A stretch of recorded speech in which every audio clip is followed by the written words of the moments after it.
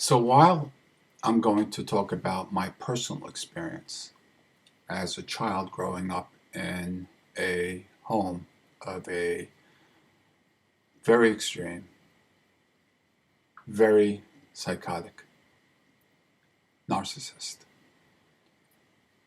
even if your story is not identical to mine, you should be able to identify or relate a similar story if you were in a household or in a relationship of some sort with a narcissist, be it a spouse, a lover.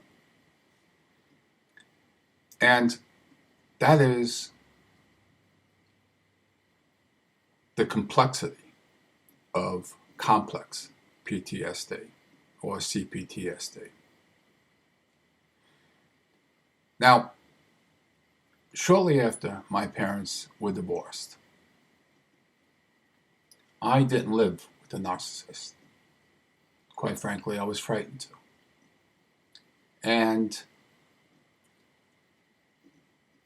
every day, I would go directly from school to pick up the golden child, my brother, who did live with a narcissist. And he was around 1 year old at that time. 10 years my junior. I would do this every day. And I've never complained about it. And I did it out of sheer joy. I loved him tremendously and deeply. I would pick him up. I would play with him, and I would wait for the narcissist to get home. The narcissist got off the bus at 6:10 every day. Within a couple months of doing this, all of a sudden, in my brother's bedroom of the narcissist apartment, appeared bunk beds. And I was being groomed. I was being lured into the comfort of being with my brother full time. And you have to remember, if you go back and look at my video entitled Parentification, I started taking care of my brother within the day he came home from the hospital. And I loved it. Deeply enjoyed being this young boy's big brother. So, the bear trap worked. I eventually moved in with the narcissist. That was a tremendous turmoil and a very hard decision for me. Now, all along, before I moved in, I was being pulled in both directions. I was being told what I believe is to be horrific lies about my father. And triangulation was setting in. The narcissist was splitting me away from my father, knowing that I loved my brother really so much. So I moved in and I lived with the narcissist and my kid brother. And almost immediately, the parentification started to kick in, full force, hardcore. After school, I was to pick up my brother from the babysitter, bring him home.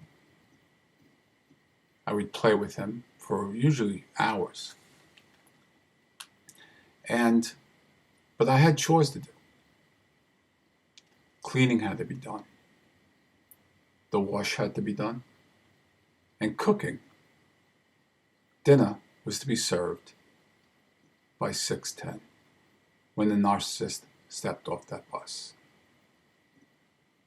And we lived on the second floor of an apartment, a corner apartment in Brooklyn, New York, and had clear view to across the street, the bus stop, where the narcissist would step off, like clockwork, every day at 6:10 p.m.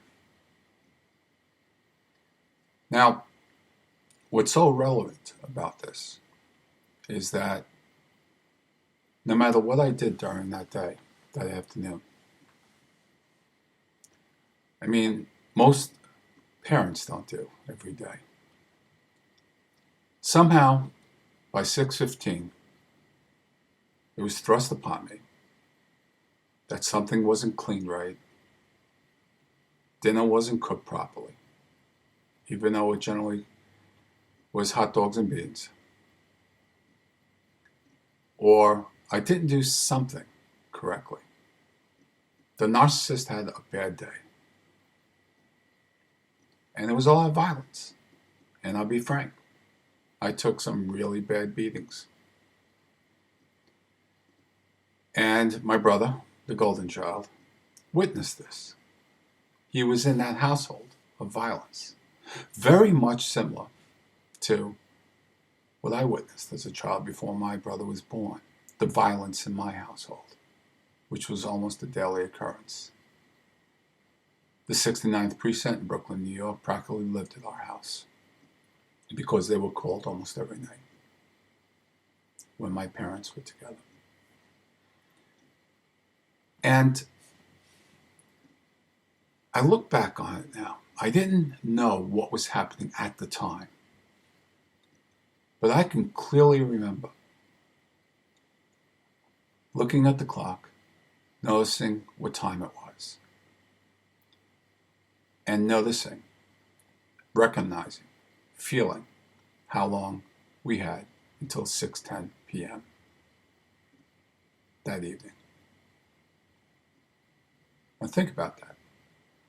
Think about your nerves and anxiety building up to a certain event, a certain time that happens, and it's recurring over and over and over again. The very definition of complex and complex PTSD. And this happened 5 days a week, work days. And I mean, there were dozens of other chores. It's too many to mention here. But always, there would be something to be found that wasn't done right. Now, eventually, this is, as many of you who watch my videos know, that at age 15, I had to leave the house. I had to remove myself from my brother and get out of that household. And I lived in a friend's basement for 2 years. But have you had similar feelings? Something that you knew would happen, that was repetitive, that would happen almost at a specific time or a specific area of time, where prior to that time, you would be built up to have tremendous anxiety, nervousness, fear.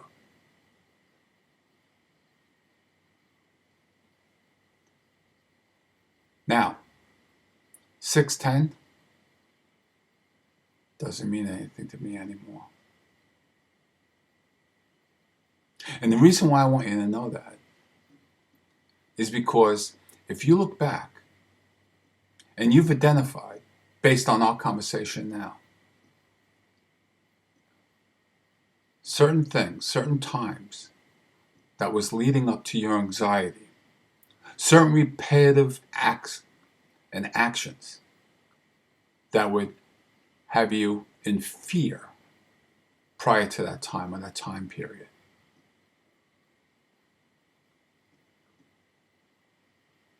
If you look back and you're able to share here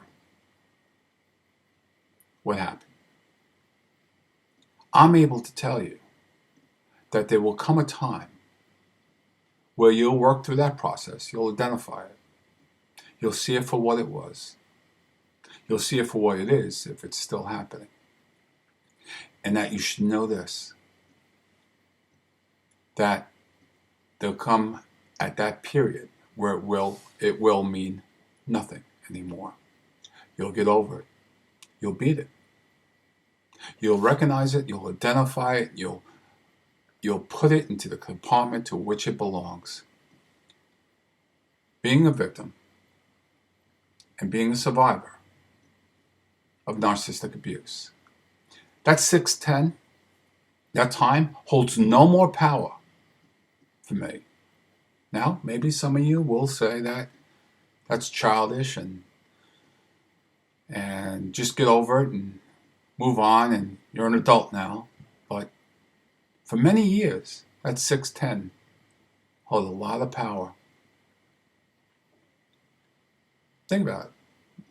It was in the mind of a forming child. That was pretty powerful to me. But something happened that's even more powerful. I know it for what it is. It holds no power over me anymore. At 6:10 p.m. tonight, I'll be happy. So take away from this.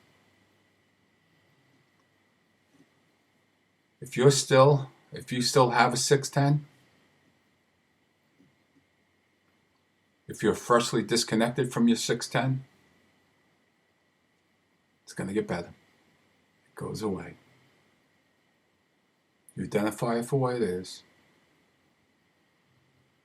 You acknowledge it. The memory will always be there, but it'll hold no power any longer. Have peace in knowing that, because it happens. It's true. So I'll ask you again, if you wouldn't mind, if you feel safe in identifying, what was your 610? Was it possibly a spouse coming home at a specific time? Was it a holiday event? A Saturday? Something that happened that was complex, that would happen constantly over and over again, that led you to have anxiety before the event. And most importantly, if you're out of that space, let us know. Let us know how much better it is.